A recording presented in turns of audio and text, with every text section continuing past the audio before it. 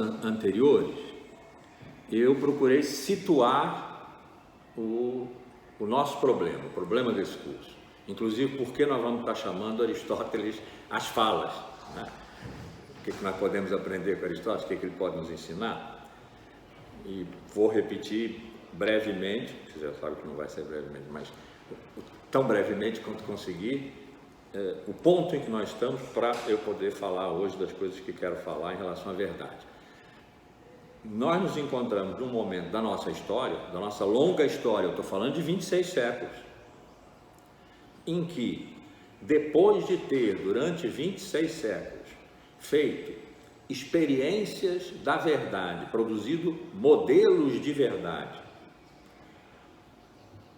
cognatos, de certa forma, a sistemas de linguagem, extraídos da experiência ética, quer dizer, do ethos das diversas épocas, que nós fomos fazendo. Estou falando só do Ocidente, só da nossa cultura, e estou começando no século VI a.C. Não é que seja uma grande redução, porque são 26 séculos, mas estou falando só disso.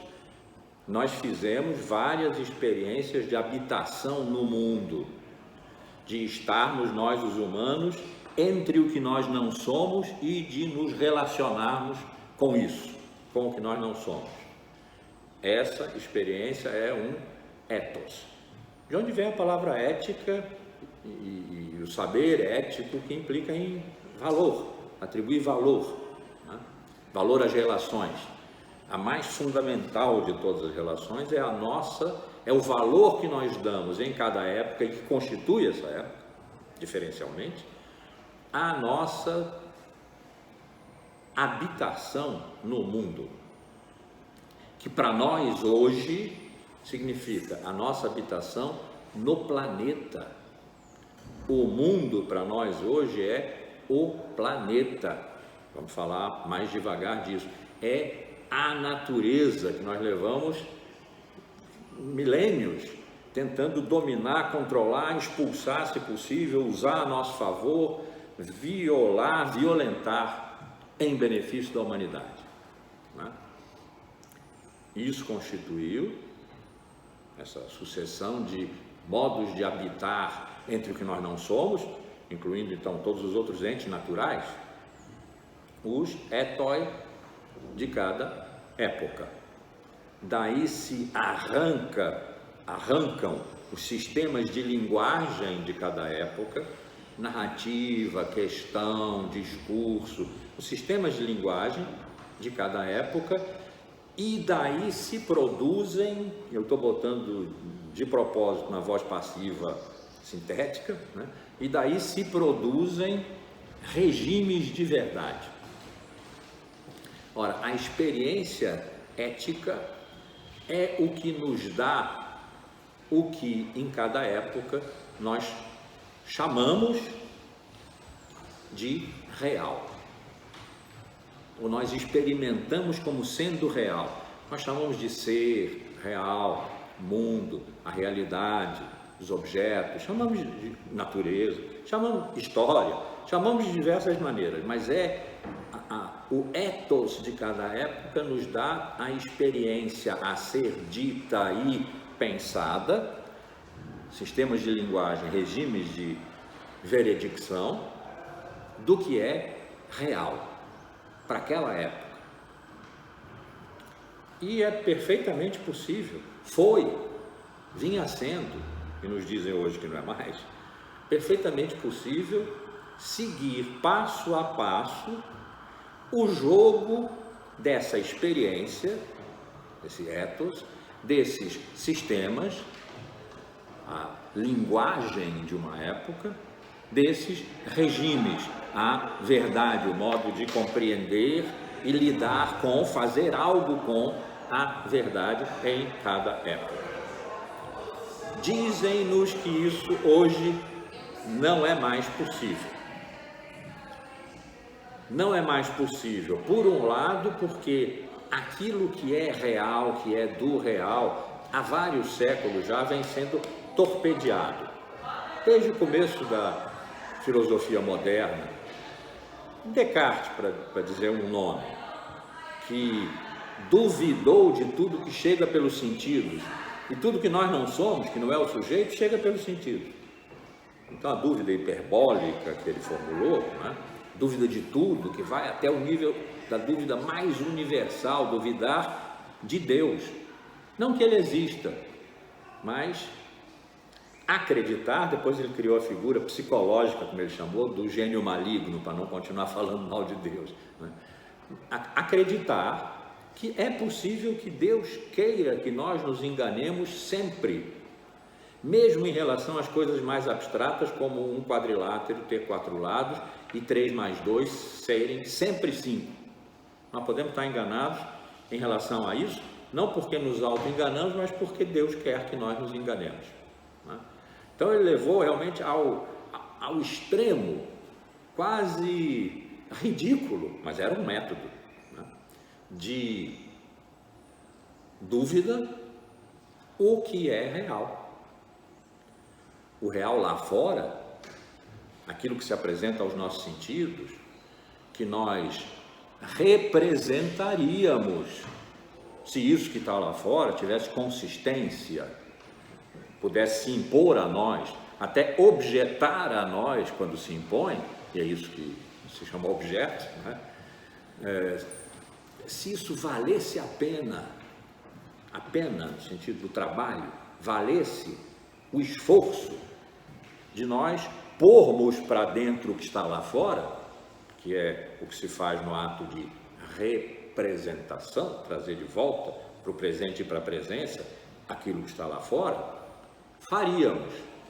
O que Descartes nos ensinou é que não devemos fazer, porque aí só reside engano e erro. Nós dispomos de todas as ideias inatamente, quer dizer, elas não nasceram de nenhuma experiência externa. Na nossa mente, elas estão confusas. Nós precisamos, esse é o trabalho do método, que nesse momento na filosofia moderna, não é uma invenção da filosofia moderna, a ideia de método, mas ganha uma importância fundamental, porque cabe ao método tornar claras e distintas as ideias confusas que nós temos, que nos pertencem, que não vêm da realidade externa. E quando elas estiverem claras e distintas, nós podemos pô-las em série. Se a série for bem montada, metodologicamente bem montada, nós temos verdade. E se não for, nós temos erro. E um outro, é só para falar de dois então, mesma época, mesmo século XVII, do outro lado do Canal da Mancha, Berkeley, um dos grandes empiristas ingleses, né, que disse, eu já devo ter dito isso aqui, eu vou elaborar a minha filosofia sem levar em consideração a existência de um real externo a mim, porque a sua materialidade me é embaraçosa. Então, a época moderna, sobretudo o 17 e 18, em que o sujeito impera, é a época do sujeito, da supremacia, da explosão, da arrogância, da híbris do sujeito, é centro de tudo. Até a triagem do que é universal tem que passar pelo sujeito, né? É um momento em que o real foi sendo posto para fora, em benefício daquilo que o sujeito é capaz de fazer consigo mesmo. Produzir verdade, papel e trabalho do sujeito, independentemente do real, até o limite quase solipsista de Berkeley, de dizer, eu não vou levar em consideração o real externo a mim. Vou elaborar a minha filosofia sem levar isso em consideração. Um momento. Podemos dar um pulo para o segundo moderno. Eu chamo segundo moderno apenas porque ainda é moderno, é o século XIX. Aquilo que Foucault chamava moderno, o 17 e 18, ele chamava época clássica. Mais ou menos a mesma divisão, eu chamo de primeiro moderno porque é moderno, o 17 e 18. É uma transformação do Renascimento e uma ruptura com a Idade Média. E há um segundo moderno, que é o século XIX, que continua sendo moderna, a problemática do sujeito continua central, mas numa dimensão que é a do infinito, do absoluto.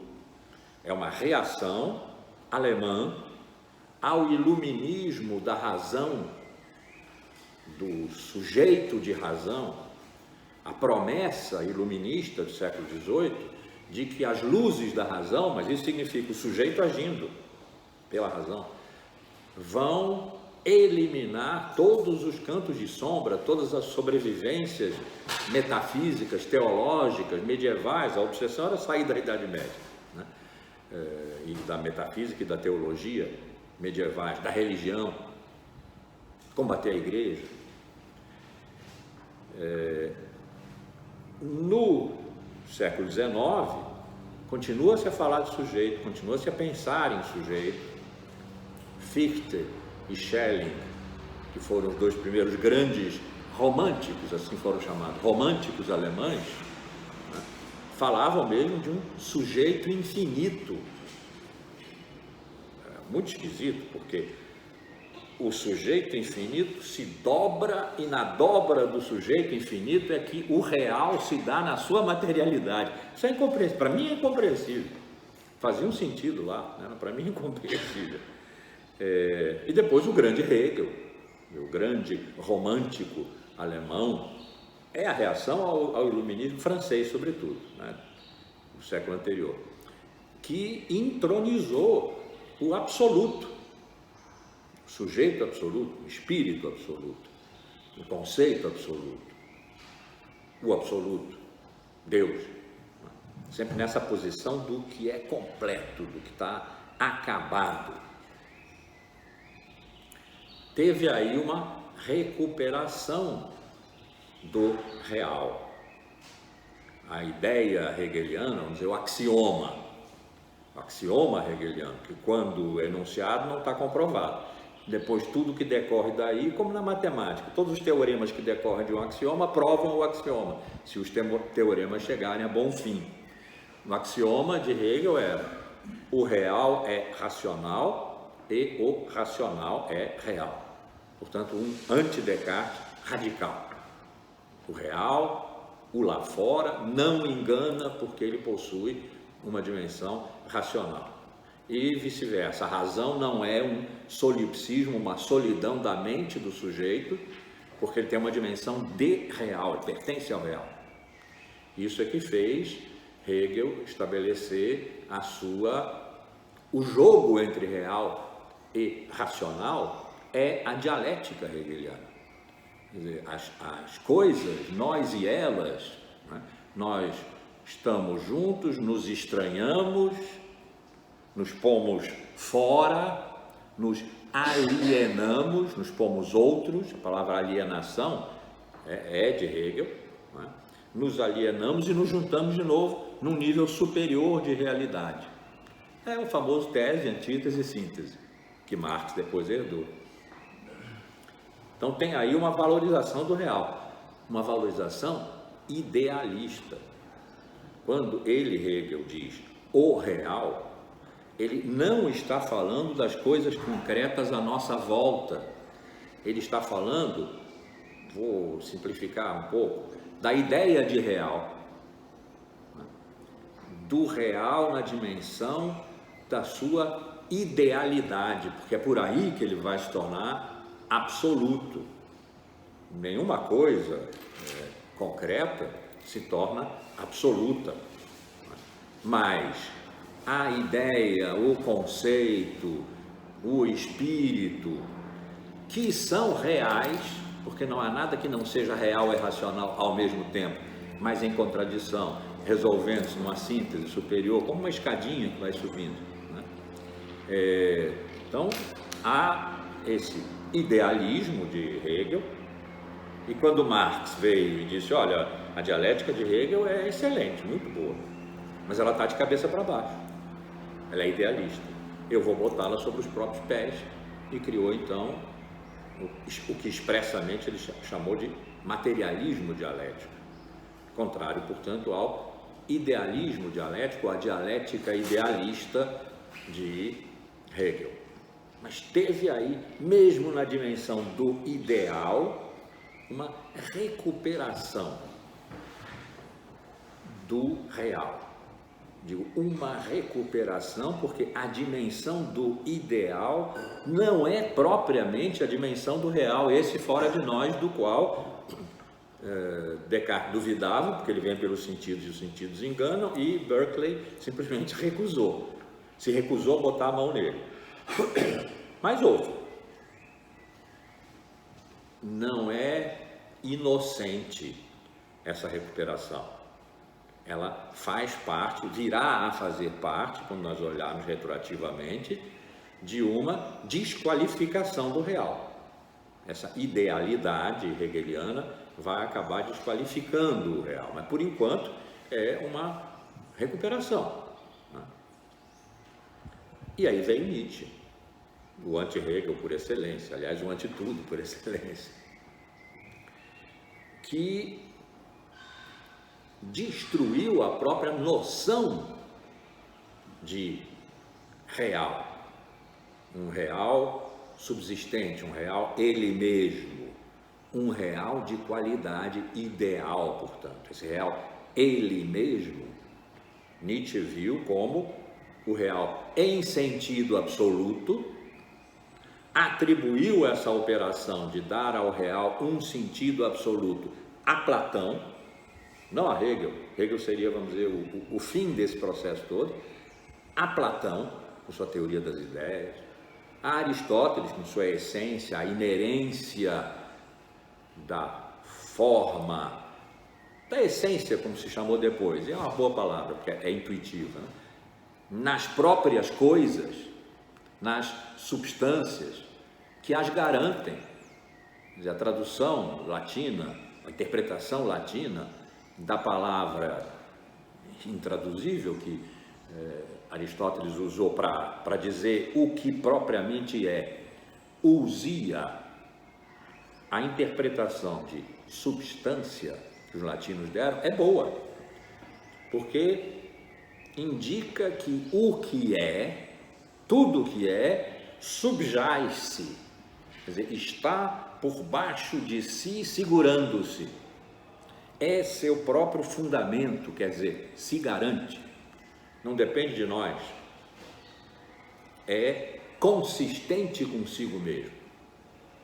E isso porque possui em si mesma a substância, e tudo é substância, até Deus, e toda substância é composta de forma e matéria, quer dizer, do princípio que individualiza essa chave, que é um indivíduo chave, existem vários indivíduos chaves, e no entanto eu digo chave, como se tudo fosse uma coisa só, né?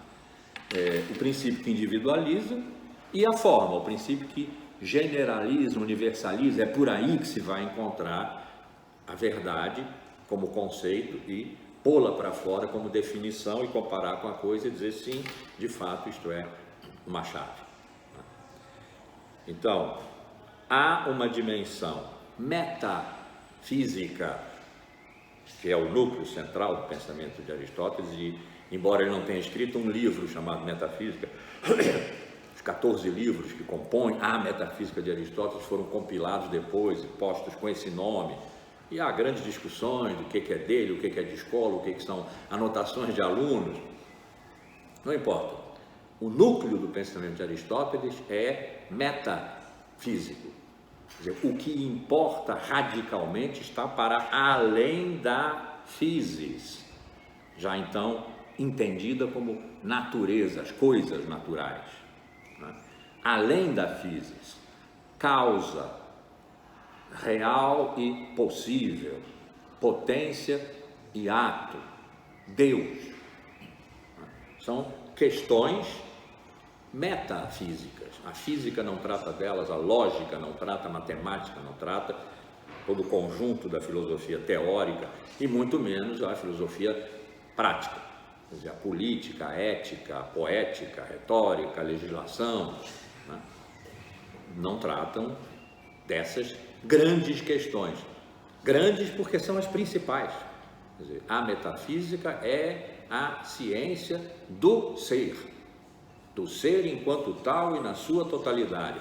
A física também trata do ser, mas de uma parte dele, as coisas físicas. A lógica também, mas de uma parte dele, as coisas do pensamento, os processos e a disciplina do pensamento. E assim por diante, a ética em relação ao comportamento humano na direção da felicidade, e a política e todo o resto, são recortes. A única ciência, saber, arte, nos fazia grande diferença naquela época, que trata do ser enquanto tal, quer dizer, da totalidade da realidade, no que ela é, na sua inerência, na sua essência última, mais radical, é a metafísica. E, naturalmente, Nietzsche foi em cima. O adversário é Sócrates. O adversário de Nietzsche, aquele que tem ódio mortal, é Sócrates, que não deixou nada escrito. Vai Platão, então. E Aristóteles na extensão, porque foi quem sistematizou, fez o primeiro imenso sistema de pensamento, primeiro imenso sistema filosófico, do qual nada está excluído. Está tudo dentro, como se fosse o grande buraco negro do pensamento, está tudo dentro, não sobra, não tem, é 0,00, como eu costumo dizer, né? Não tem fora. Então, o que faz Nietzsche? Diz que o sujeito, o real, quer dizer, uma realidade que seja em si mesma, e a verdade como relação entre os dois, são ilusões, são fabricações de uma ilusória interioridade que, posta para fora, cria essas figuras, que são figuras de uma história da submissão da vida, da vontade de aumentar a potência, no sentido elétrico mesmo, não poder, né? Como se fosse no sentido elétrico, vontade de aumentar a potência que caracteriza a vida e que, no entanto, foi, a partir de Sócrates, o inimigo, submetida a valores superiores, ele põe isso sempre entre aspas, né? Que são o belo, o bom, o justo e o verdadeiro, valores que nós gostamos tanto, né? Que foram criados por Sócrates e de fato estão num diálogo de Platão, em que Sócrates dialoga e trata mal com Górgias, o grande sofista Górgias, e ele vai introduzindo um a um esses valores, primeiro a justiça e a verdade, depois a beleza, a harmonia e finalmente o bem. Então, o belo, o bom, o justo e o verdadeiro, esses 4 valores segundo os quais é necessário viver, diz Sócrates no diálogo Górgias. E, evidentemente, se é para viver segundo esses valores, é também para pensar segundo eles. Então, o que fizeram, na visão de Nietzsche, os filósofos e, junto deles, os moralistas e os sacerdotes? Sacrificaram a potência da vida à força impositiva desses valores superiores. A tarefa que Nietzsche se deu foi destruir esses valores para permitir que a potência da vida aumentasse até o máximo que ela já teria experimentado no século VI a.C., na época trágica dos gregos. A experiência trágica da vida, da superabundância, do transbordamento, que é inclusive doloroso. A tragédia expressa isso, mas que é o máximo de potência realizada. Recuperar isso, e para isso destruir todo o resto, tudo que se coloca no caminho. Entre outras coisas, o real e sua verdade. O que Nietzsche nos ensina é que não há verdade. Ele diz num determinado momento, a verdade é o maior ódio que há. E eu preciso da arte para não morrer da verdade. Entenda-se, ele está no século XIX, A verdade naquele momento estava por conta da ciência positivista que tinha tomado o trono da verdade, depois de uns 3 séculos de luta com a filosofia, com a ética, com a religião, com o direito, os outros pretendentes à arte, os outros pretendentes a dizerem e fazerem verdade. A ciência ganhou no século XIX e quando Nietzsche diz eu preciso da arte para não morrer da verdade, é possível que a referência dele seja essa verdade objetiva, neutra, descritiva, que só vai nas quantidades, não tem qualidade, não tem intensidade, na verdade científica. Pode ser.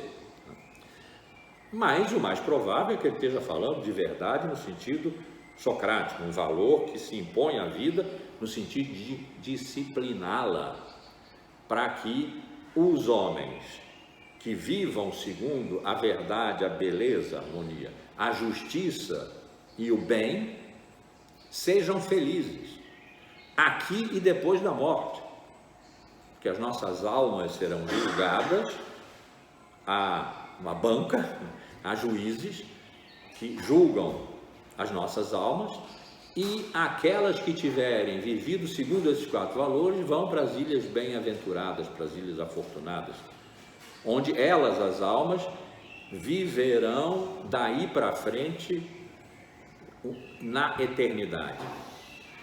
Porque as almas, na compreensão grega de então, do tempo de Sócrates, de Platão, eram em número finito. Os gregos não lidavam bem com o infinito. O infinito é um número incompleto, porque sempre se pode acrescentar mais um, se deve, aliás, acrescentar mais um, de modo que nunca o infinito é um número completo, e isso é mal, isso é um defeito.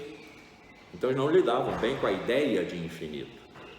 Então as almas eram em número finito, de modo que quando alguém morria, sua alma voltava ali para junto das ideias, para junto dos seus deuses, ele disse, Platão, de diversas formas, e voltavam depois para servir a outro homem, a outra mulher, a uma criança, menino e menina, peixe no fundo do mar, flor, assim Empédocles, filósofo pré-socrático, se lembrou dos serviços que sua alma, que logo deixaria de ser a sua, tinha prestado.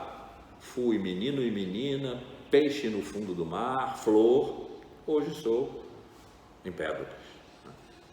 Dizia-se que quando a alma era capaz de se lembrar de todos os seus serviços anteriores, ela ia para essas ilhas bem-aventuradas, ela não tinha mais que voltar, não tinha mais que trabalhar, se aposentava. Para Sócrates Platão, isso se conseguia vivendo segundo a justiça, a harmonia, a beleza, o bem e a verdade. Essas almas não iam para o Tártaro, para o mundo subterrâneo das sombras, para depois voltar. Elas ficavam no Elísio, né? Na eternidade. Então era bom viver segundo esses 4 valores. A gente vivia bem, era feliz.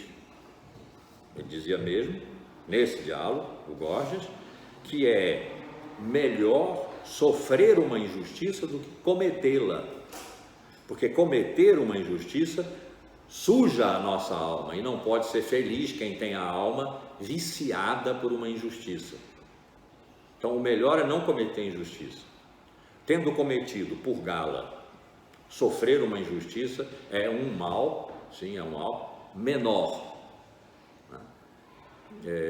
Então, é complexo isso, viver segundo esses 4 valores, mas foi, segundo Nietzsche, o núcleo central, núcleo de poder da filosofia, da moral e da religião, impondo-se à vida, a nossa vida e a vida, ainda com V maiúsculo, como uma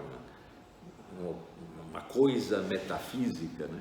A vida e a sua vontade de aumentar até o limite do suportável a sua força, a sua potência. E para isso era necessário tirar do caminho as idealidades, o mundo ideal, o mundo verdadeiro, oposto a esse nosso mundo aqui, das aparências, nosso mundo sensível, tudo isso que desde Platão está sendo trabalhado, o mundo inteligível, o mundo sensível, as oposições e conciliações entre eles, até Hegel, né? Isso foi sendo trabalhado às vezes daquela maneira extrema de Descartes, de Berkeley, né? Então destruir tudo isso, tudo que nós fazemos na linguagem grande, quando somos capazes da grandeza, isso significa de ultrapassar o demasiadamente humano. O demasiadamente humano é o do homem bom, que faz boas coisas, boas obras, mas na verdade ele está sendo instigado por esses valores superiores, vivendo segundo eles e não segundo a potência da vida, como um camelo que carrega sobre os ombros, é uma metáfora do começo do Assim Falou Zaratustra, um camelo que carrega sobre as corcovas todos os pesos do mundo. Então esse, o demasiadamente humano, demasiado humano, é o título de um dos livros mais importantes de Nietzsche. É necessário superá-lo, e essa superação se faz pelo salto do super-homem, Übermensch, quer dizer, ele não diz homem, diz gente, né? Para cima, além. A tradução foi super-homem, assim ficou, né? O super-homem é o além do humano, demasiadamente humano, que salta de novo para a origem perdida, para a origem trágica, o que for ela agora. Nós vamos voltar ao século VI a.C., agora era o século XIX de Nietzsche, né? E o que nós fazemos nesse caminho é interpretar o mundo, a vida, no sentido do aumento da potência, daquilo que serve à vida. A interpretação é aquilo que serve à vida, não é a interpretação de texto, não é encontrar o que está escondido, é fazer com a sua vida, interpretando o mundo e os outros e as relações, um trabalho de aumento da potência da vida, para todos. E aí ele usou metáforas para indicar a força da vida, a força, a liberdade. E aí ele fala dos nômades e chama de a besta loura, que depois foi identificado pelo nazismo, mas isso por conta da irmã de Nietzsche, que era, não vou nem dizer o que eu penso dela, porque Nietzsche enlouqueceu, como vocês sabem, passou 11 anos ainda vivo. Foi a hora em que a obra dele começou a fazer sucesso. Ele era mal lido antes. Nesse momento, um professor dinamarquês, um professor americano, começaram a se interessar, ele começou a vender, ele não, a irmã, que adquiriu para si os direitos autorais e o direito, que ela nunca teve, de interferir na obra do irmão, tirando fragmentos de que ela não gostava e acrescentando uns dela.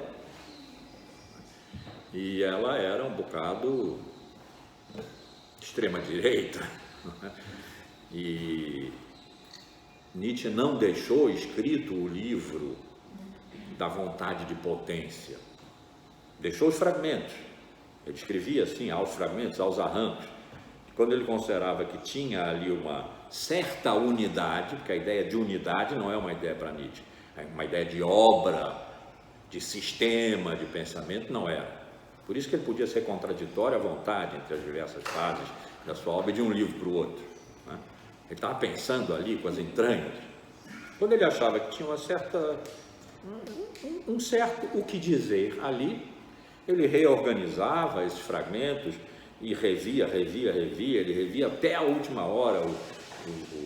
O impressor ficava louco, porque ele recebia a última versão e por cima dela ele ainda fazia várias alterações e tal. Ele deixou tudo isso em estado bruto. E ela publicou Transformando, deu o título que acabou sendo mais traduzido como Vontade de Poder. Nunca Nietzsche diria vontade de poder. Poder tem objeto. e tem a ver com dominação. Ele estava falando ao contrário, de força que sobe e libertação. Todo o contrário do que é poder. É potência mesmo, por isso eu disse há pouco, no sentido elétrico, de aumento de potência, fase, né? Enfim, desabafo, chama-se Elisabeth Förster Nietzsche. Anotem aí em vermelho e estão autorizados a odiá-la. Então, Nietzsche continuou um trabalho que já vinha sendo feito, sem que ele de jeito nenhum quisesse participar desse trabalho, imagina, por Descartes, pelos empiristas, por Kant, que nos disse que a coisa em si, as coisas elas mesmas, que ele chamou o númeno, né, não pode ser conhecido. Está lá fora, respeitemos, mas não faz parte do processo de produção da verdade. Kant fecha o século XVIII, portanto o primeiro moderno, entra meio de costas no século XIX, no segundo moderno, morreu em 1804. Então esse trabalho que lá dos renascentistas já, mas com grande força em Descartes e nos empiristas ingleses, e Kant fechando a tampa, né, de expulsão do real, a recuperação do real, R maiúsculo para real agora, numa dimensão idealista, idealizada, ideante, por Hegel e a escola hegeliana. Tem uma escola hegeliana de direita, uma escola hegeliana de esquerda. A de esquerda é Marx, a de direita é Strauss, um pouco Feuerbach, que Marx criticou nas famosas teses sobre Feuerbach, contra Feuerbach. E, bom, teve um destino aí, o pensamento de Hegel e Nietzsche. Nietzsche retoma, com a ressalva de que não é essa a intenção dele. A intenção dele é destruir tudo. Mas, para os efeitos de quem se encontra aqui no atoleiro da pós-verdade que somos nós, e que ele não podia prever, ele retoma o trabalho de exclusão do real em si mesmo, do real com sua força de ser, do real ao qual nós podemos dar o nome de ser, com legitimidade que Aristóteles nos concede lá do seu quarto século antes de Cristo, criando na sua metafísica a grande relação do real com a verdade do ser, o ser da verdade. É disso que a metafísica trata de diversas maneiras, né? Então Nietzsche é responsável por uma nova forma de exclusão do real, que não se faz já pela dúvida metódica de Descartes ou pelo abandono solipsista, né, que nega a existência, praticamente vai a esse nível, do real externo de Berkeley. Ele sabe que existe, mas não vai levar em consideração. Não é nessa dimensão que Nietzsche se põe, ele se põe na dimensão da linguagem. O que interessa para ele é quem fala. Se souber quem fala, sabe-se o que ele está dizendo e a quem serve a sua fala. Então, interpretar é o ato de fala por excelência, e interpretar a interpretação, e interpretar a interpretação da interpretação. Tudo é interpretação. Portanto, tudo pertence ao movimento infinito, pois Foucault desenvolveu isso a partir de Blanchot, o murmúrio infinito de um fora, né? Muita influência de Nietzsche aí, mas uma interpretação infinita, sem fim, sem síntese. Foi Nietzsche, a rigor, que introduziu a ideia, que ele não expressou assim, de que a realidade não tem síntese, como Hegel e Marx tinham ensinado. ela só pode ser analisada, isso quer dizer, desdobrada infinitamente, desdobrada, interpretada infinitamente. E assim nós entramos no século XX, com dois grandes faróis atrás de nós, Hegel e Nietzsche, e os recebemos muito mal. A ideia de absoluto de Hegel não teve boa recepção no século XX, que é todo relativístico.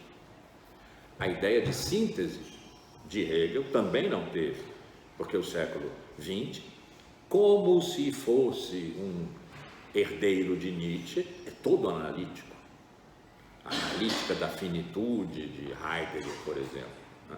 A fenomenologia como uma analítica do sujeito e do ato, do processo de conhecimento, redução eitética, então não vou entrar nisso, que é longo e complicado, e nem eu gosto muito. Até os pós-estruturalistas, Foucault, Deleuze, não estão tratando do real, estão tratando da linguagem, como análise. E de Nietzsche nós não herdamos a sua ideia mais poderosa. Ele tem ideias poderosíssimas, vontade de potência é uma ideia poderosíssima. O eterno retorno do mesmo, que ele disse, é a minha ideia mais pesada, mas não deixou nada, porque os fragmentos que nós temos dessa ideia são anteriores a ele ter latido. Há na Gaia Ciência uma passagem muito bonita em que ele diz: se o demônio noturno se introduzir no seu sonho, seu era ele, né? Se introduzir no seu sonho e lhe perguntar tudo de novo e na mesma ordem, você quer? Eu respondo, quero. Em outro lugar ele diz, porque querer o futuro é fácil, difícil é querer o passado, querer a repetição do passado. E em outra parte, isto é um sim soberano dado à vida. Um sim soberano significa, eu não vou selecionar bem e mal e querer que só volte o bem. Não, eu preciso me pôr além de bem e mal, a título de outro livro dele, né? Além de bem e mal. Isso cerca um pouco a ideia de que o tempo é um eterno retornar do mesmo, começa e acaba sempre infinitamente, o tempo é infinito, não é como pensaram todos os outros no século XIX, um segmento de reta que tem começo e fim. Não, ele é um círculo e é infinito, ele começa e acaba no mesmo ponto infinitamente. Essa ideia não deu livro, nem tem fragmentos de um livro que ficou incompleto, não tem um fragmentinho na Gaia Ciência, um fragmentinho Assim Falou Zaratustra, 2 fragmentos, que Heidegger analisa muito bem no seu seminário, 2 volumões sobre Nietzsche, e é tudo, são grandes ideias, né? Mas tem uma ideia pela qual Nietzsche é sempre lembrado, que é a morte de Deus. O Deus está morto, às vezes se diz Deus morreu, ele diz Deus está morto. Deus está morto não é uma sentença teológica de Nietzsche, porque ou bem Deus existe e não morre, ou bem Deus não existe e também não morre. É uma invenção humana, serviu para alguma coisa. Ele diz isso. O homem que inventou Deus também o matou. Foi o momento culminante da história da humanidade. Não é uma sentença teológica. A ideia que Nietzsche tinha em vista é que Deus podia ser o ser, o indeterminado, ele dá esses nomes também em algumas outras partes, mas é que Deus foi, ao longo da nossa muito longa história, o que mais serviu para esse fim, que eu vou dizer agora, contra o qual Nietzsche se põe, que é que tudo tenha que ter fundamento. Essa antiga ideia que vem de Aristóteles. Substância é aquilo que se funda em si mesmo. Substância é aquilo que é. É a resposta que Aristóteles dá para uma pergunta que alguém lhe fizesse: o que é ser? Aristóteles, ele diria, é substância, é substância, porque se sustenta, se garante, tem seu fundamento em si mesmo. Então, essa ideia aristotélica, a ideia do fundamento, que foi no mais longo da nossa história entendido como causa.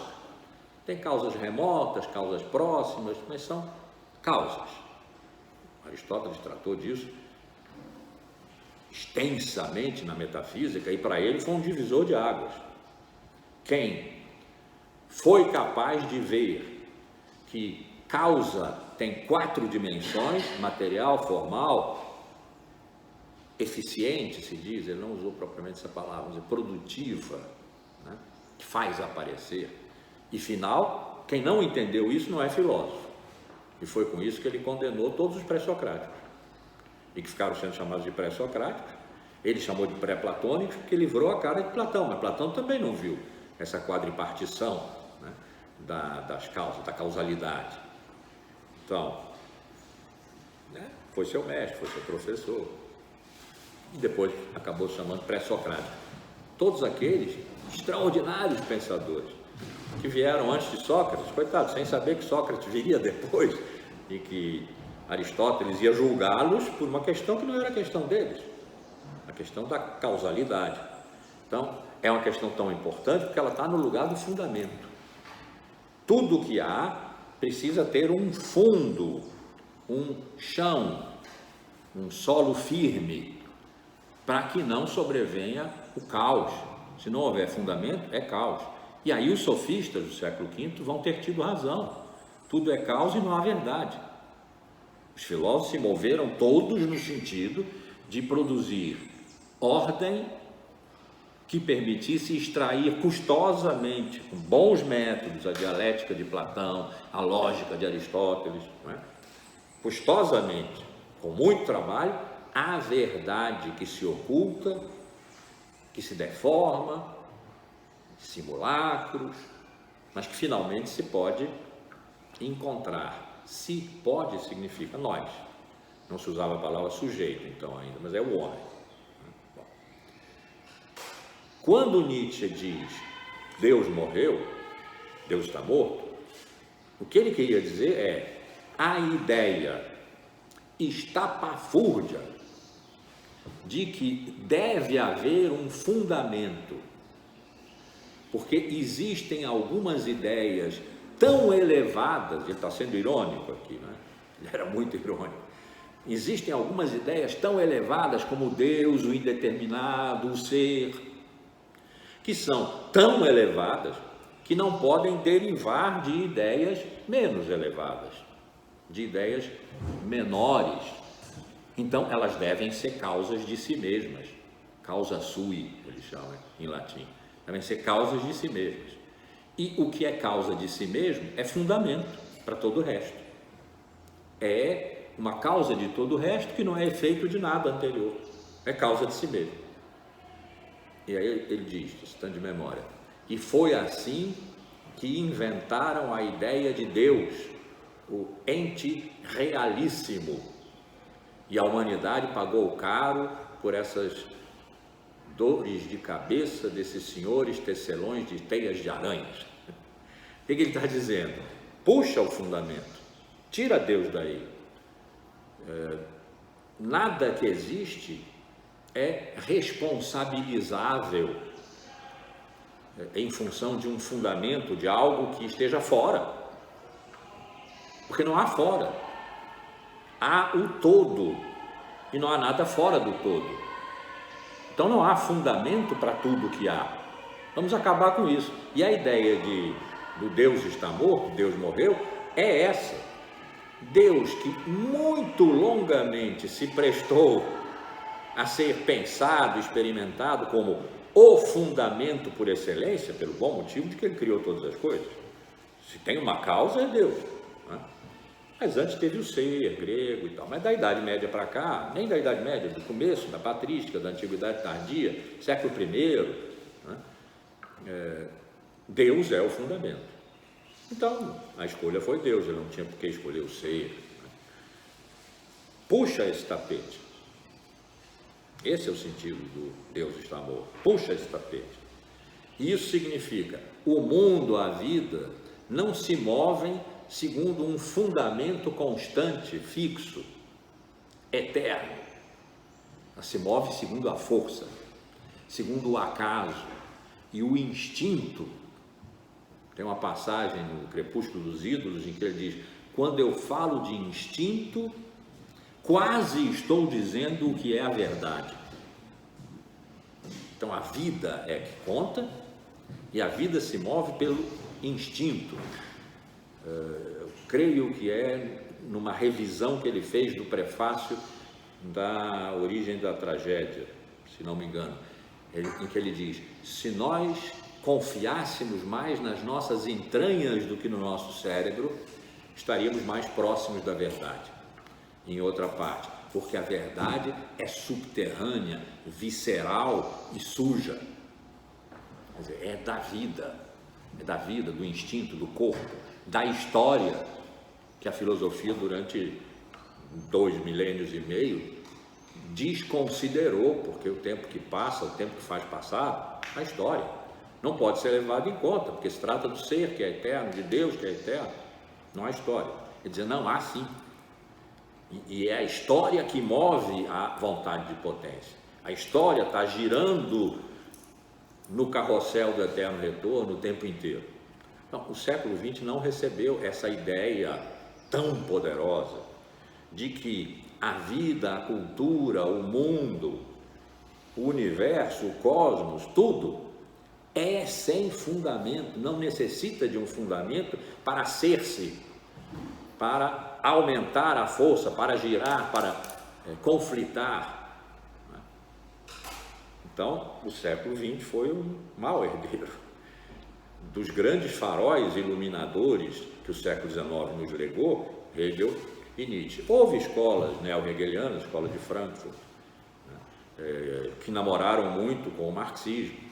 O marxismo se desenvolveu bastante no século XX, mas as grandes ideias, o real é racional, o racional é real, por exemplo,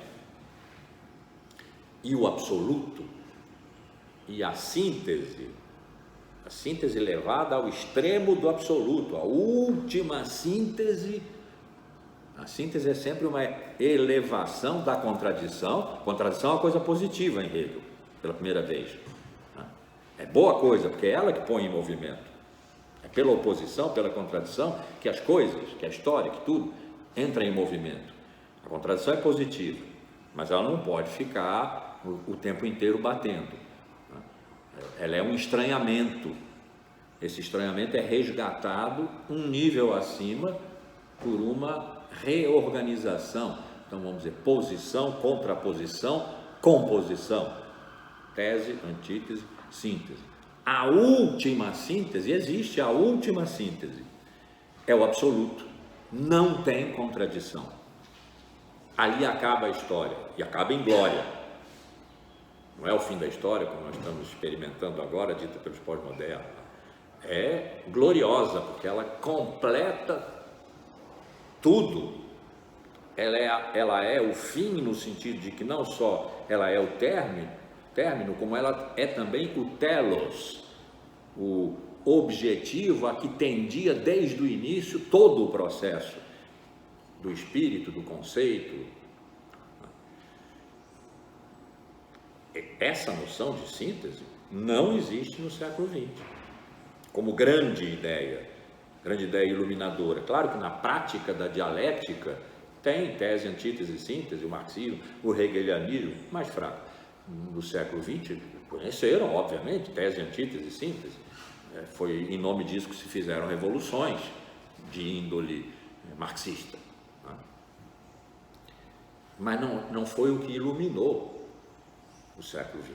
O século XX foi relativístico, analítico e sofreu em busca de um fundamento que fosse sólido, porque depois de Nietzsche, talvez por causa dele, não quero dar essa atribuição toda a ele, um homem só pensando, mas depois de Nietzsche, fundamento se tornou um pouco areia movediça.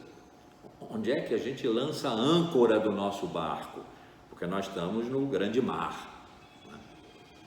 mas nunca o século XX pensou que não há fundamento e nós estamos à deriva. E vamos aceitar, vamos dar as boas-vindas ao caos, ao acaso. O século XX até fez isso, né? Mas não como uma força de criação, quer dizer, um ethos novo, um ethos do sem fundo, um ethos do caos, positivamente considerado, até o fim do século. Aí os pós-modernos vieram e disseram, ó, não tem fundamento, o real está esvaziado, mas ele vinha sendo esvaziado pelo menos desde o século XVII. Essa aula é para dizer isso, né? O real que nós estamos querendo reencontrar nesse curso aqui, né? Não foram os pós-modernos do final do século XX, 80 e 90, que disseram, ó, tem a real, mas é desinteressante. Lyotard, François Lyotard, que foi o primeiro a escrever um livro, A Condição Pós-Moderna, com a palavra pós-moderno na capa, e acabou com isso dando uma certa unidade, certa, não foi uma escola, né? Aos pensadores que se moveram em torno das ideias de que, por exemplo, e assim Lyotard disse, que as narrativas, lembrem dessa palavra, as narrativas de legitimação do real produzidas pelo século XIX perderam credibilidade. Ora, vejam só, nós que vínhamos há séculos, milênios, acreditando que há um real. Descartes acreditava que há um real, só que ele engana, porque vem pelos sentidos.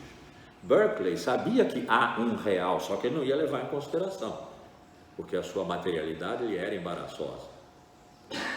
E assim, agora, esse real que nós acreditávamos que havia, e que foi sempre diferente, em cada época diferente, né?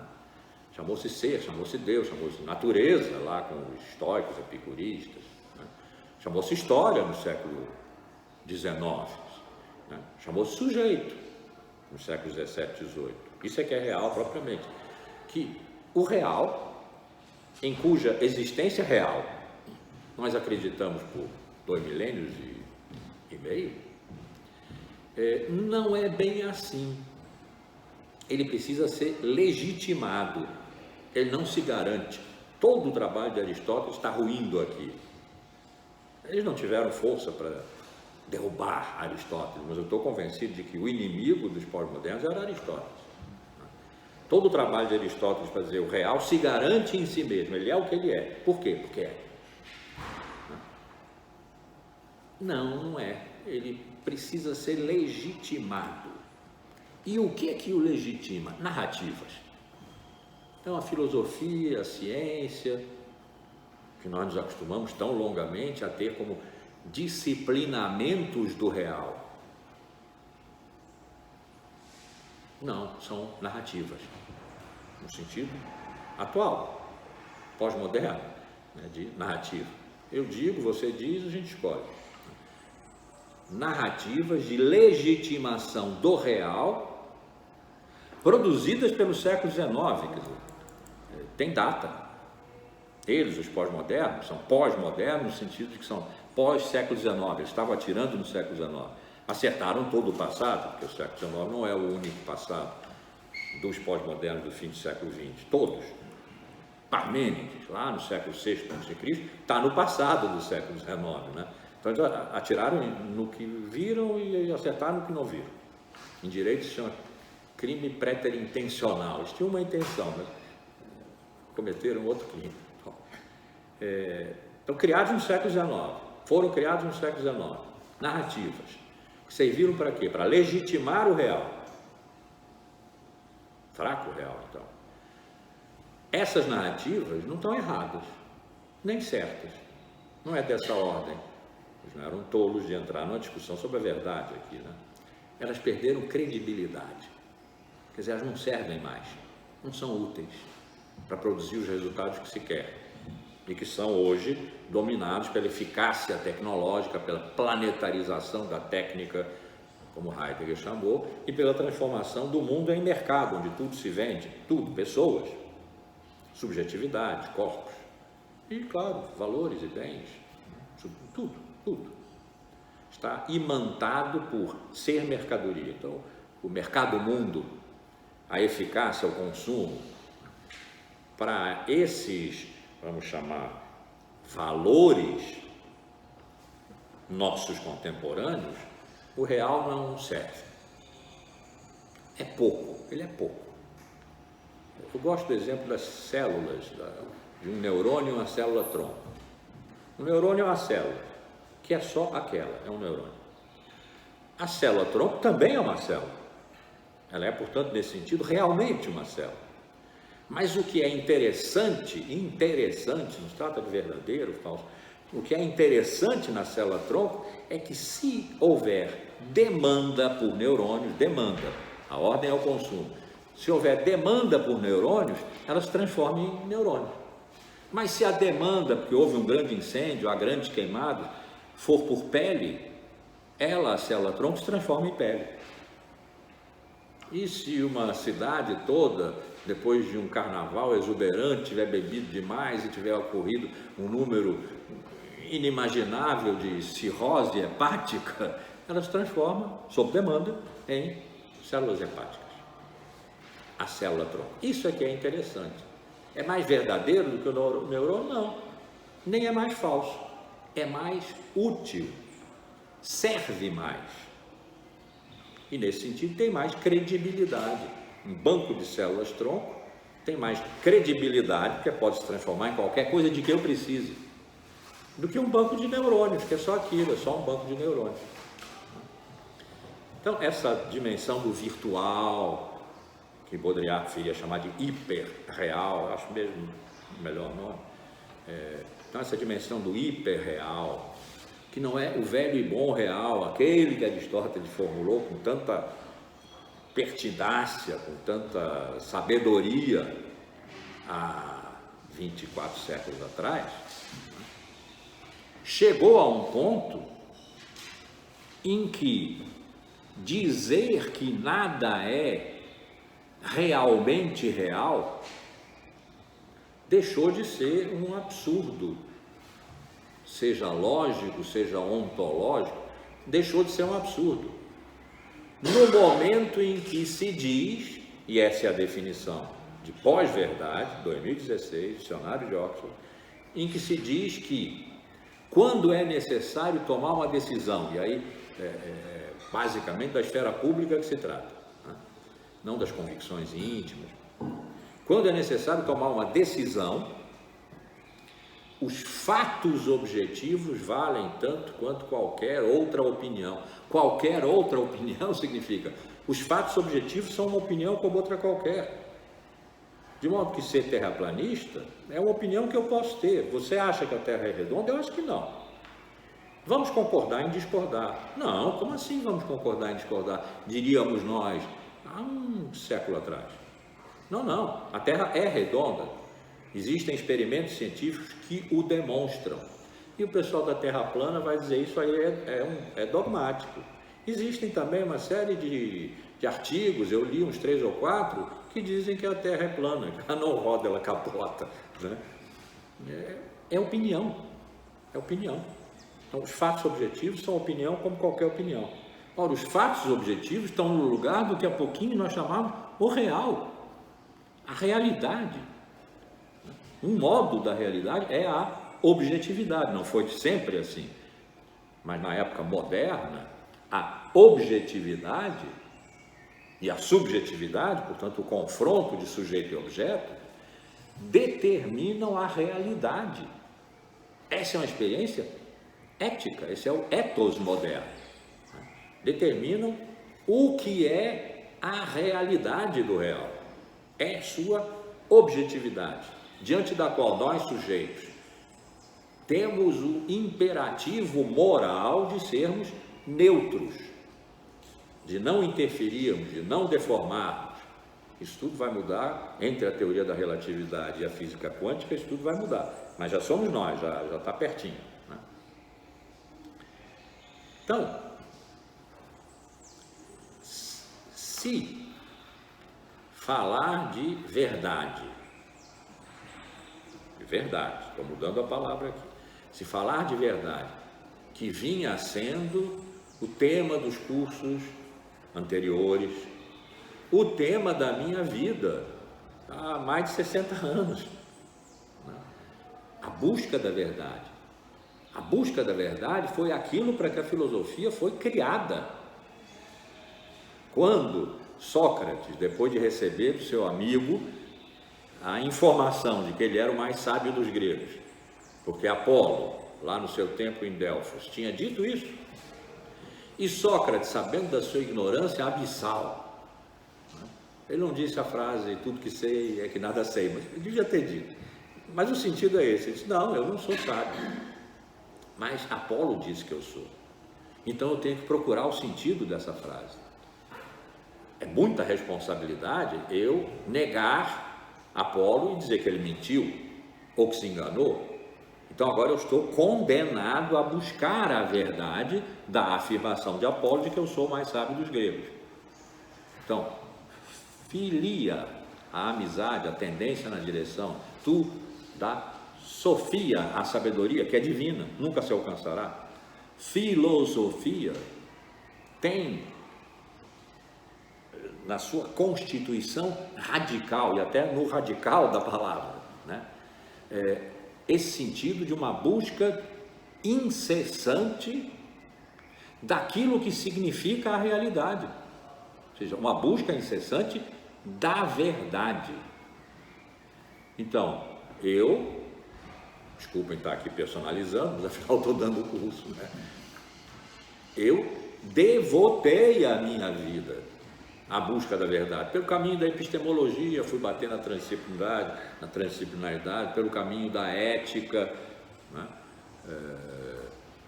Pelo caminho da história dos paradigmas filosóficos, dos paradigmas, dos modelos de verdade, das diferentes épocas, vim lá do século VI a.C. até o XXI, né? Dediquei a minha vida a isso, e de repente me dizem, e eu digo a vocês, que não, que verdade não só junto com o real perdeu credibilidade, nós estamos pós-verdade significa isso, nós estamos pós qualquer coisa que tenha levado o nome verdade e tenha tido tantos sentidos, vamos falar disso na próxima aula, tantos modelos, tantos paradigmas no passado, que nos serviram muito bem, mas que agora perderam credibilidade, deixaram de ser eficazes.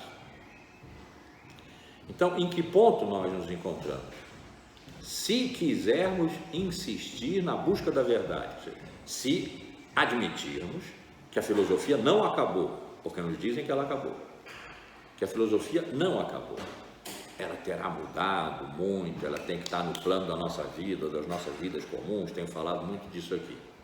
Se a filosofia não acabou, a busca da verdade continua. Se a filosofia acabou, bem, acabou tudo isso. 2016 fechou a tampa do caixão. Eu estou apostando, não tenho muito mais do que uma aposta para fazer, um pouco como Pascal, né, em relação a Deus. Aposte. Se ele existir, você ganha tudo. Se ele não existir, você não perde nada.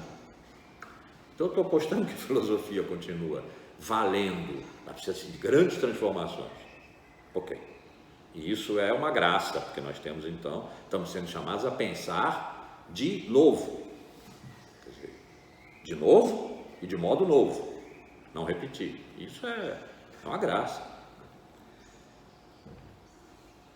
Aí vamos procurar, mas aí os diversos modelos de verdade que foram produzidos pelos diversos etoi, pelas diversas experiências do ethos de diversas épocas, dos quais se extraíram sistemas de linguagem, narrativa, questão, discurso, correção, e outros, ciência, filosofia, história,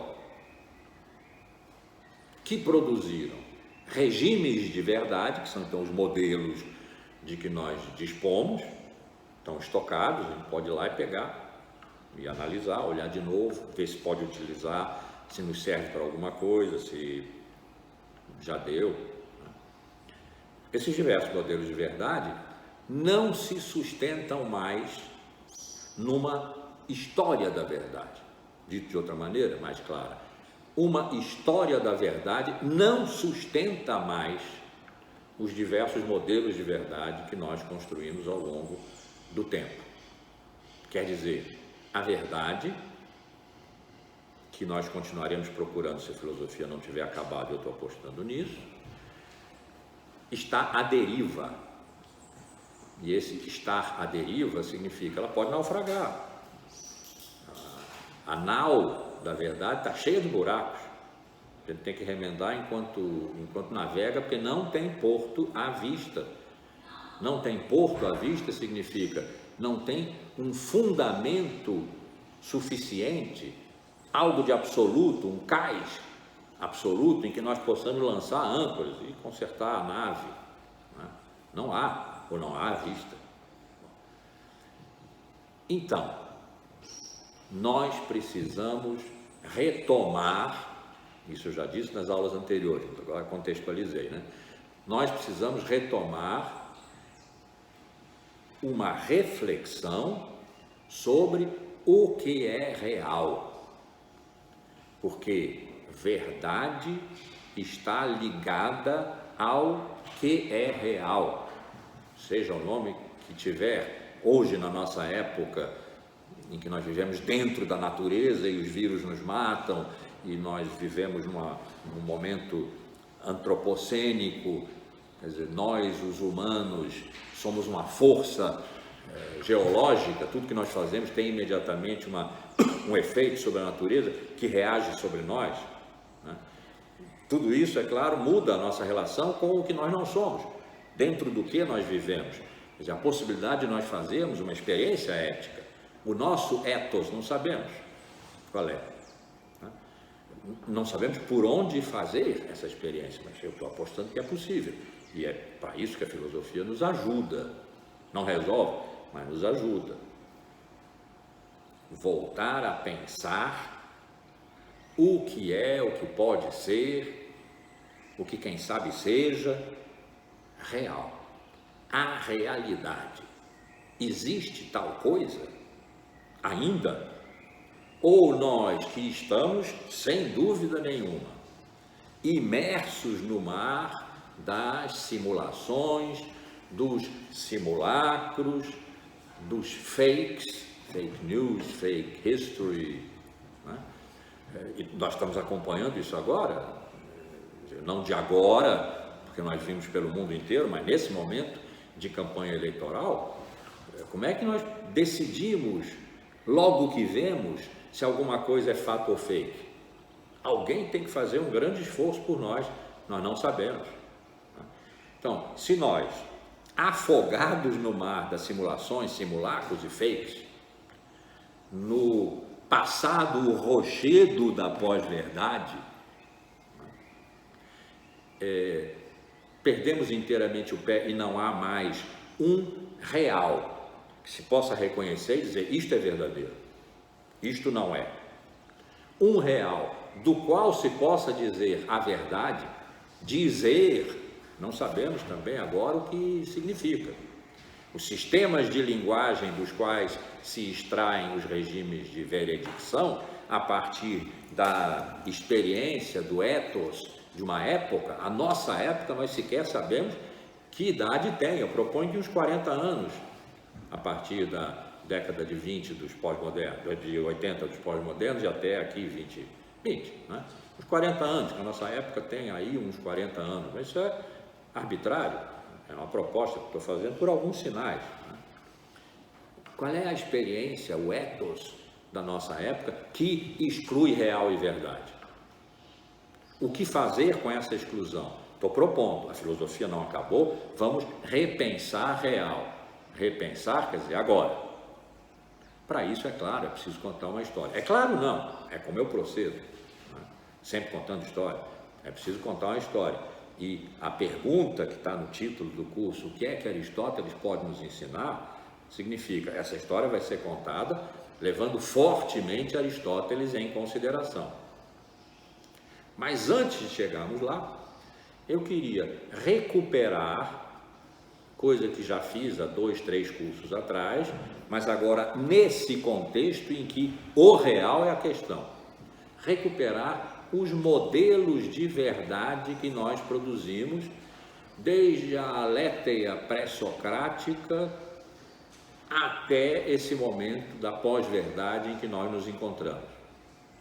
Não por si mesmos esses modelos, mas por aquilo que eles possam nos dizer do real do qual eles se propunham a ser a verdade, esses modelos. O que, por exemplo, o que no século VI a.C., os pré-socráticos podiam ter diante de si, da sua visão, na sua mente, o que fosse. Quando diziam aletheia, que é a palavra grega para dizer verdade até hoje, que existia na língua grega da época, Homero já tinha dito, não, era uma palavra comum, a qual eles deram, no entanto, um sentido filosófico altamente sofisticado, lindíssimo. Vamos falar dele na próxima aula. O que é que eles tinham em vista quando diziam aletheia?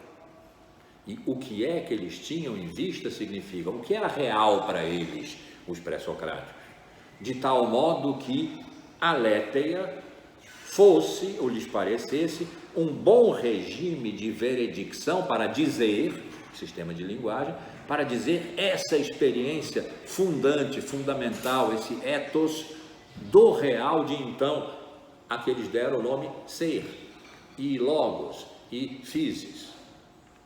Um sistema bem complexo, muito belo. O que é que os pré-socráticos tinham em vista? Em vista significa qual era o real para eles, o que era real para eles, tal que o modelo de verdade adequado, conjugável com esse real, fosse essa compreensão que aparece na palavra aletheia e que eu vou especificar melhor na próxima aula. O que é que os medievais tinham em vista, o que era para eles real, quando Santo Tomás, ao longo de uma argumentação, de uma questão, que eu acho que é a 16 da primeira parte da Suma Teológica, disse, não foi a conclusão final da questão, mas disse, isso ficou, que a verdade é a adequação da coisa ao intelecto, do intelecto à coisa. O que é que ele tinha em vista como real quando ele disse isso? Muito provavelmente, o fato, era para ele um fato, de que todas as coisas, o intelecto humano e a pulga, eram igualmente criaturas, igualmente criadas pelo mesmo Criador, à sua semelhança, imagem. Aí nós sobrevalemos, porque nós somos intelecto como Deus é. Compreensão de então, porque antes Deus era amor, não era intelecto, né? Mas pronto, isso. Todas as coisas criadas, portanto, todas elas com uma igual dignidade fundamental de criaturas. Então, combinar intelecto e coisa e intelecto, de tal forma até que o intelecto se torne a coisa. Uma ideia complicada, uma ideia difícil, mas que está lá em Santo Tomás. Né? O que era real para ele? Muito provavelmente a experiência, o ethos fundamental naquele momento era expresso pela palavra criação, onde estava Deus, o Criador, e todas as criaturas. E se trata de verdade, trata-se da criação, portanto, da possibilidade de adequar uma coisa a outra, o intelecto, que é a nossa qualidade essencial, e a coisidade das coisas, né, que são as suas características essenciais, de cada coisa uma característica. Bem, então, tentarmos extrair Vai haver aí uma arbitrariedade, evidentemente, estaremos pensando toda uma história que chega aqui por causa de aqui, não por causa da história. É porque nós estamos no pântano em que nos encontramos que essa história precisa ser contada, para nós, por nós. Então vai haver deformação, arbitrariedade. Eu vou meter uma tesoura genealógica aí, em nosso benefício, em benefício do nosso pensar de novo, do nosso novo pensar. Bom, mas vou tentar ser o mais fiel possível, o mais honesto possível, tentando sempre compreender, quando se diz verdade, o que é real para esse modelo de verdade. Os modelos de verdade nós já percorremos em cursos anteriores, a relação entre esses modelos e aquilo que está sendo chamado a eles, chamado à verdade, o seu real, é o que nós temos então a fazer agora. É aquilo a que esse curso se destina. Então, na próxima aula, eu vou recuperar os modelos de verdade e tentar ancorá-los naquilo que decorre da experiência ética, do ethos de cada época, porque os modelos de verdade não são uma produção autônoma, né? Sei lá, como mulheres que têm filhos, como é que se chama? Tem um nome para isso, produção independente. Não são uma produção independente. Os regimes de verdade estão ligados a sistemas de linguagem que ancoram em experiências éticas, em ethoi, epocais. Tentar fazer essa relação. E, com isso, tentarmos chegar perto do que possa ser para nós hoje alguma coisa que ainda mereça ser chamado real. O real para nós, o real para a nossa época, aquilo que na nossa época é a realidade. E se fracassarmos nisso, terá sido fraqueza de pensamento minha. 2, será talvez uma fatalidade, porque é assim mesmo. Não há mais realidade reconhecível como algo que se sustenta por si mesmo, em relação a que nós podemos dizer verdade. Seja lá o que verdade signifique agora, seja lá o que dizer, sistema de linguagem, signifique agora, seja lá o que real que se garante, o resultado do ethos, signifique hoje. Tenho algumas ideias, algumas percepções, algumas intuições, mas não sei no que elas vão dar. Vamos experimentar juntos aqui, é um privilégio que a gente tem, estarmos juntos, fazemos uma pequena comunidade que nós vamos estar pensando